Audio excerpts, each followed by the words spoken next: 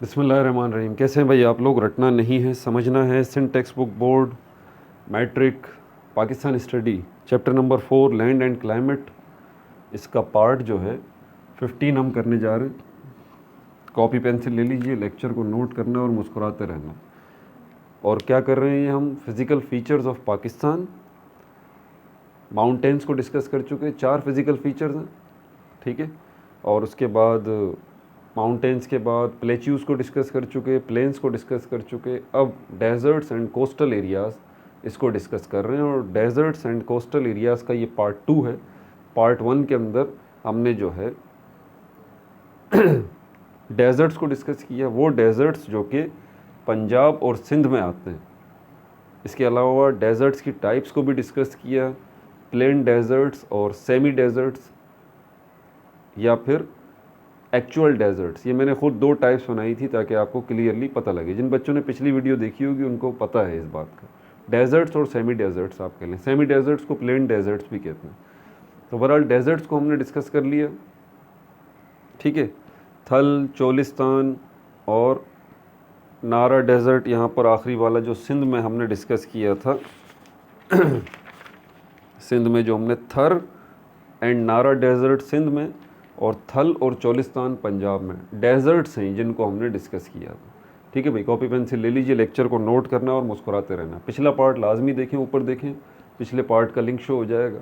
और अगला पार्ट जो है इसी वीडियो के आखिर में स्क्रीन पर आपको शो हो जाएगा।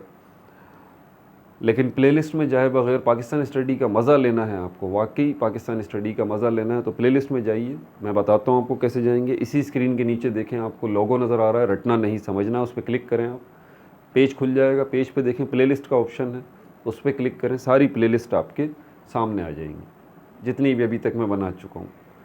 तो इसमें आपको जो है वो पाकिस्तान स्टडी मैट्रिक की प्लेलिस्ट मिल जाएगी, उसमें चले जाइए। चैप्टर नंबर 1, चैप्टर नंबर 2, 3 और ये 4 पिछली सारी वीडियोस आपको मिल जाएंगी, ठीक है। इसके अलावा मैट्रिक ओल्ड बुक्स भी हैं, न्यू बुक्स भी हैं। इसी हिसाब से प्लेलिस्ट भी बनी हुई है। मैट्रिक न्यू बुक की प्लेलिस्ट जो हैं उनमें 3 प्लेलिस्ट हैं। एक तो पाकिस्तान स्टडी की है न्यू बुक की, दूसरा न्यू बुक बायोलॉजी की है मैट्रिक, और तीसरा जो है वो न्यू बुक केमिस्ट्री की प्लेलिस्ट जो है वो मौजूद है। ये 3 प्लेलिस्ट न्यू बुक की हैं, ठीक है। ओल्ड बुक्स में फ़िज़िक्स, मैथमेटिक्स, केमिस्ट्री, ये ओल्ड बुक्स की प्लेलिस्ट जो हैं वो मौजूद हैं, ठीक है। ओल्ड बुक्स के ऊपर जितनी मैंने वीडियोस बनाई हैं वो देखना चाहते हैं तो आप वो भी देखें। बेसिक्स ऑफ मैथमेटिक्स भी है, इसके अलावा बेसिक्स ऑफ बायोलॉजी भी है। फर्स्ट ईयर केमिस्ट्री की भी प्लेलिस्ट आपको मिल जाएगी। कंप्लीट बुक बना के फर्स्ट ईयर केमिस्ट्री अपलोड कर चुका हूँ। Second year chemistry complete book बना के अपलोड कर चुका हूँ।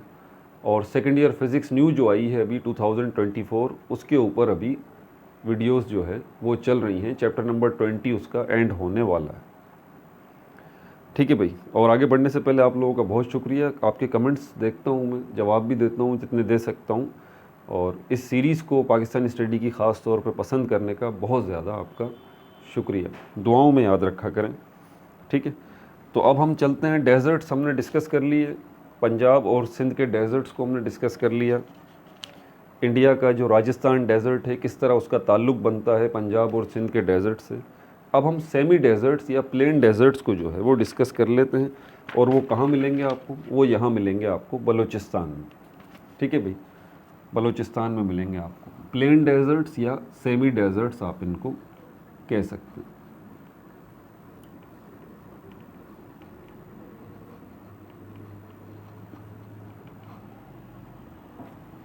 प्लेन डेजर्ट्स,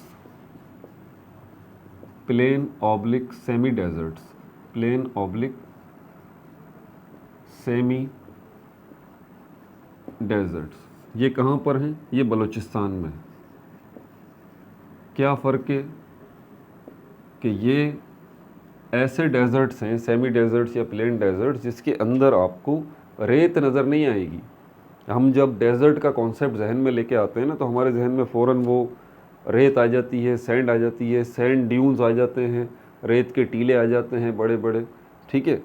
तो ऐसे डेजर्ट ये नहीं होते, सेमी डेजर्ट्स जिनको हम कहते हैं। या प्लेन डेजर्ट्स कहते हैं, ऐसे डेजर्ट्स नहीं होते। रेत नहीं होगी वहाँ पर, सैंड ड्यून्स वहाँ पर नहीं होंगे। बाकी क्या होगा, बाकी सब कुछ वो डेजर्ट में जो होता है वो मिलेगा। लो रेनफॉल, बारिश ना होने के बराबर होती है, पानी स्केर्स होता है, थॉर्नी बुशेस होती हैं, नेचुरल वेजिटेशन के अंदर यही सब कुछ होता है। मीलों तक पानी नहीं मिलता, शदीद गर्मी पड़ती है उन इलाकों के अंदर, तो लिटरली उनको भी हम डेजर्ट ही कहते हैं, ठीक है। लेकिन वो सेमी डेजर्ट्स में आते हैं और पाकिस्तान में वो बलूचिस्तान में आते हैं, ठीक है।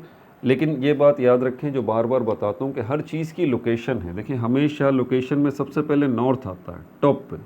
मैप भी स्टडी करें तो सबसे पहले नॉर्थ आएगा, उसके बिल्कुल सामने साउथ आता है, और राइट हैंड साइड पे ईस्ट आता है, और लेफ्ट हैंड साइड पे वेस्ट आता है। इस मार्कर की भी 4 डायरेक्शंस हैं, नॉर्थ साउथ ईस्ट वेस्ट, मेरी भी, आपकी भी, सबकी। अब बलूचिस्तान को अगर देखें तो बलूचिस्तान की भी इसी तरह 4 डायरेक्शंस जो हैं वो बनती हैं बलूचिस्तान की। ये बलूचिस्तान का नॉर्थ है, ये बलूचिस्तान का साउथ है, ये बलूचिस्तान का ईस्ट है, और ये बलूचिस्तान का वेस्ट है।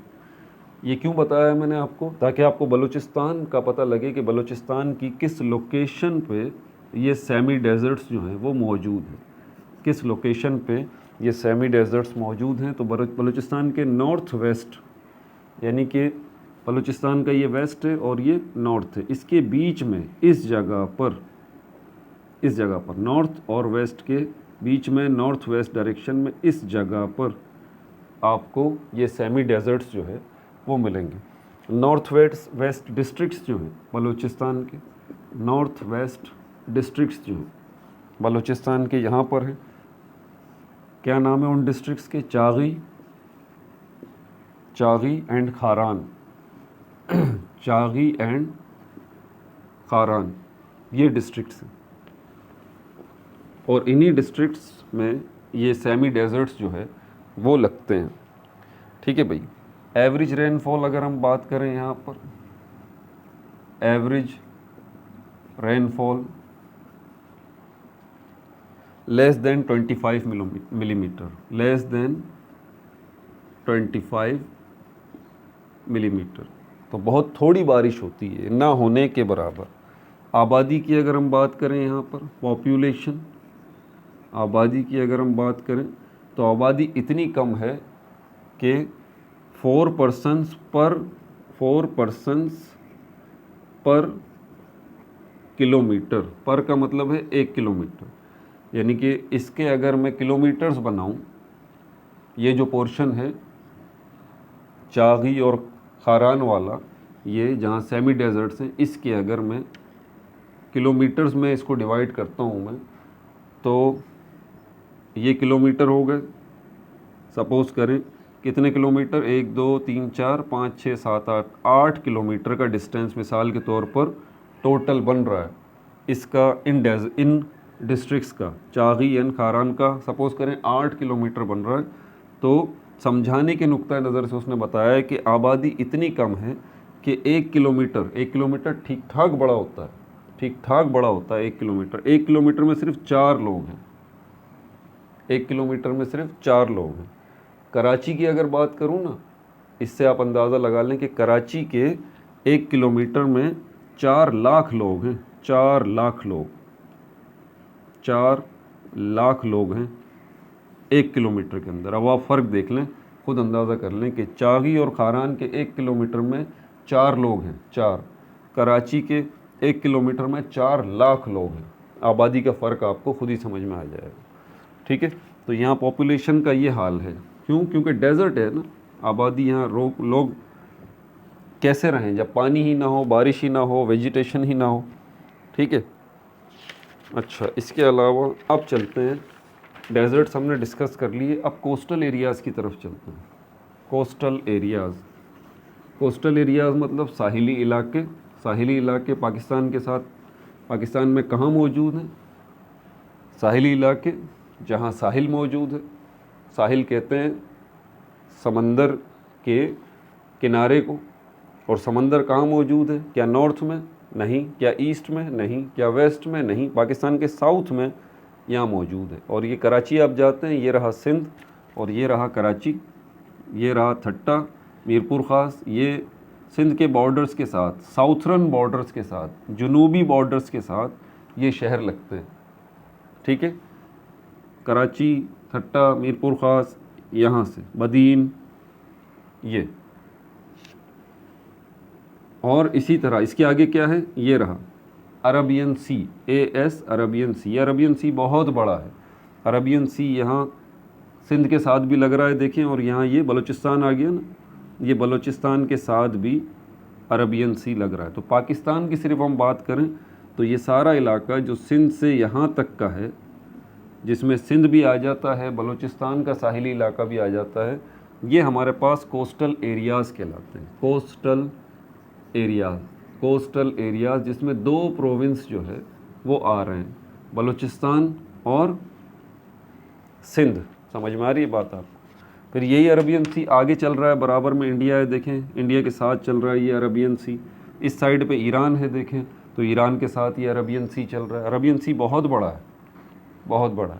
यहाँ से यूँ चलते हुए इंडिया को क्रॉस करते हुए इधर इंडिया के इस साइड पे, याद है ना आपको क्या था, इस साइड पे क्या था, बांग्लादेश।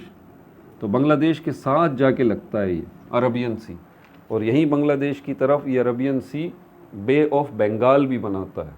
बे ऑफ बंगाल में पहले पिछली वीडियो में एक्सप्लेन कर चुका हूँ कि ये बे क्या होती है, गल्फ़ क्या होती है, इनको मैं एक्सप्लेन कर चुका हूँ, ठीक है भाई। तो कोस्टल एरियाज़ की बात करें तो टोटल 1050 किलोमीटर लंबा जो है लॉन्ग कोस्टल एरिया बनता है पाकिस्तान का। Total coastal area, coastal area total इतना लंबा है। इसके 2 पार्ट्स, 2 पार्ट्स में हम इसको डिवाइड कर सकते हैं, 2 पार्ट्स में हम इसको डिवाइड कर सकते हैं, जिनको हम मकरान कोस्ट कहते हैं और सिंध कोस्ट कहते हैं। मकरान कोस्ट, मकरान कोस्ट और सिंध कोस्ट। अब नाम से आपको समझ में आ रही होगी ये बात कि ये मकरान कोस्ट जो है ये बलूचिस्तान का साहिली इलाका है और ये सिंध कोस्ट जो है ये सिंध का साहिली इलाका है। तो इसमें पहले मकरान कोस्ट जो है इसको देख लें। मकरान कोस्ट जो है इसको अगर हम देखें तो ये कौन सा है, between the border of Iran, between the border of Iran, between the border of Iran and hub river, and hub river. ये हब रिवर कहाँ है, हब इलाका है बलूचिस्तान में, साहिली इलाका है हब, और यहाँ पर एक दरिया भी है जिसको हब रिवर कहते हैं। तो कलेक्टिवली देखें तो यहाँ से यहाँ तक ईरान का बॉर्डर और बलूचिस्तान का जहाँ एंड पड़ रहा है, बस आप ये समझ लें आसान लफ्ज़ों में, क्योंकि सिंध का जो कराची है ना उसके साथ ये बलूचिस्तान का हब लगता है। तो ये देखें यहाँ सिंध है और इस जगह पर मेरी फिंगर देखें, ये कराची आ गया, तो इसके बराबर में बलूचिस्तान शुरू हो रहा है, यहाँ हब आ गया ये। तो यहीं पे दरिया है हब रिवर, तो यहाँ से लेके यहाँ तक ये ईरान का बॉर्डर आ रहा है, ये ईरान है ना, ये ईरान का बॉर्डर, यहाँ से बलूचिस्तान ये रहा ऊपर पूरा बलूचिस्तान, तो ये ईरान के, तो ईरान के बॉर्डर के और हब के अंदर जो हब रिवर है उसके दरमियान का जितना इलाका है ये मकरान कोस्ट कहलाता है, ये वाला, ये मकरान कोस्ट कहलाता है, ठीक है भाई।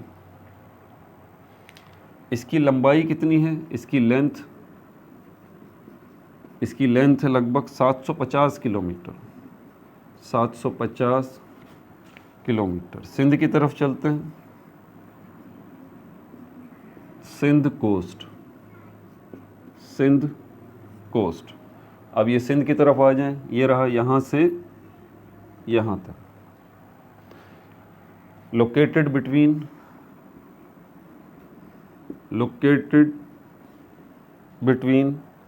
हब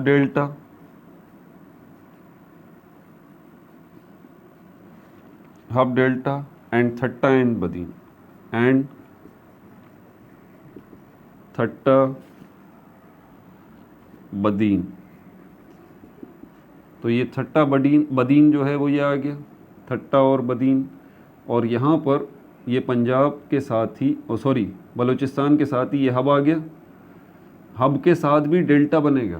पिछली वीडियो के अंदर मैंने डेल्टा को तफसील से बयान किया है, डेल्टा को मैंने तफसील से बयान किया है। कौन से वाली वीडियोस में? वो प्लेन्स वाली वीडियोस में, याद है? Upper Indus plain, lower Indus plain और इंडस डेल्टा। तो इंडस डेल्टा सिर्फ ये सिंध को ही कवर नहीं कर रहा, जहाँ से दरियाए सिंध जो है वो जाके अरबियन सी में गिर रहा है, नहीं, बल्कि ये यहाँ से बलूचिस्तान का भी कुछ इलाका जो हब वाला है ना, यहाँ पर भी डेल्टा बनता है, यहाँ पर भी डेल्टा बनता है, हब में भी डेल्टा बनता है। यहाँ से भी कुछ इलाकों से दरियाए सिंध जो है वो आके समंदर में अरबियन सी में गिरता है, ठीक है। तो ये डेल्टा यहाँ पर भी है, सिंध में भी और इस जगह पे भी, ठीक है। तो ये हब डेल्टा का ही इलाका है, और यही डेल्टा यहाँ सिंध में भी है, हम डिस्कस कर चुके हैं पिछली वीडियोस के अंदर। तो ये आपको लोकेशन जो बता रहा है सिंध कोस्ट की, वो हब डेल्टा से लेके इनडायरेक्ट वे में यहाँ से लेके यहाँ तक बता रहा है, जिसमें सिंध का साहिली इलाका कवर हो रहा है। आसान लफ्ज़ों में आप ये समझ लें, सिंध का साहिली इलाका कवर हो रहा है। यहाँ पर हब डेल्टा है, इस जगह पर बलूचिस्तान के हब में।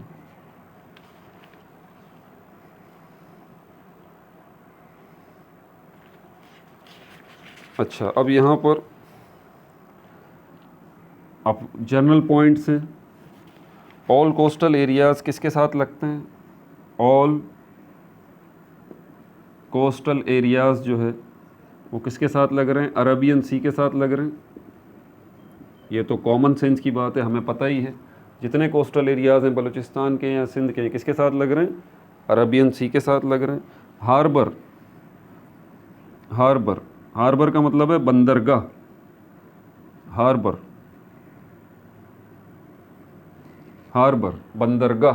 बंदरगाह या हार्बर क्या है? इसका काम समंदर में ऐसा ही है जैसे कि हमारे बस स्टॉप का होता है, हमारे रेलवे स्टेशन का होता है। बस स्टॉप पे बसें खड़ी होती हैं जहाँ से आपको बसें मिल सकती हैं, ठीक है। इसी तरह हमारा रेलवे स्टेशन वो जगह है जहाँ से आपको रेलगाड़ी मिल सकती है। इसी तरह हमारे पास एयरपोर्ट वो जगह है जहाँ पर आपको हवाई जहाज़ मिल सकता है। इसी तरह बंदरगाह या हार्बर वो जगह है जहाँ पर आपको पानी का जहाज़ मिल सकता है, पानी का जहाज़। तो यहाँ पर भी समंदर लग रहा है तो ऑब्वियस सी बात है हार्बर भी होंगे यहाँ पर, ठीक है, बंदरगाहें भी होंगी। तो कराची पोर्ट जो है इम्पोर्टेंट, सबसे मोस्ट इम्पोर्टेंट कराची पोर्ट है। मोस्ट इम्पोर्टेंट, सबसे अहम तरीन जो बंदरगाह है वो कराची पोर्ट है, कराची पोर्ट, ठीक है। इसके अलावा और भी पोर्ट्स हैं जो बलूचिस्तान की साइड पे लगती हैं, इधर बलूचिस्तान की साइड पे लगती हैं। सोन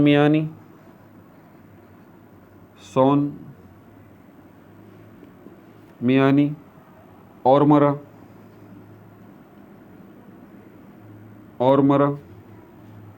पसनी, गवादर,